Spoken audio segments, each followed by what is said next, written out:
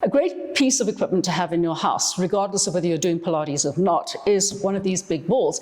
If you have a sedentary job where you're sitting behind a computer or typing or whatever, rather than sitting in a chair, invest in one of these, okay? You actually get your core working while you're sitting on it, and your spine will thank you for it. But that's not the exercise I'm going to show you today. We're going to show you some, in fact, the very first thing I ever learnt, which I didn't even know was a Pilates move, and it's called a hedgehog.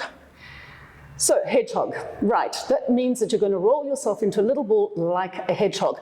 Now, being in this position, you need to make sure that you're not sinking into your shoulders and letting your back banana. You want to push up out of the shoulders, tuck the tail under, stretch the legs out. So you're in a nice strong line with your hands straight underneath your shoulders, fingers spread.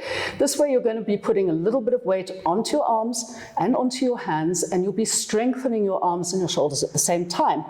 It's basically a tuck position. So from here, keeping those legs engaged. Don't forget, the more you engage the legs, the more it goes into your core. You're going to just tuck it in as you exhale, and inhale straight back out into your straight line. And then you tuck it in, and you press it back out. As you become more au fait with this, you can take the ball a little bit further out, depending on how strong your core is. Remember, not like this, there. And you bring your knees in and press them out, and in, and press them out. You do 10 of these. Remember, take it slowly. Exhale as you bring it in. Inhale as you stretch it out. Keep that body engaged. Do 10 of them, and then come gently off your ball and relax.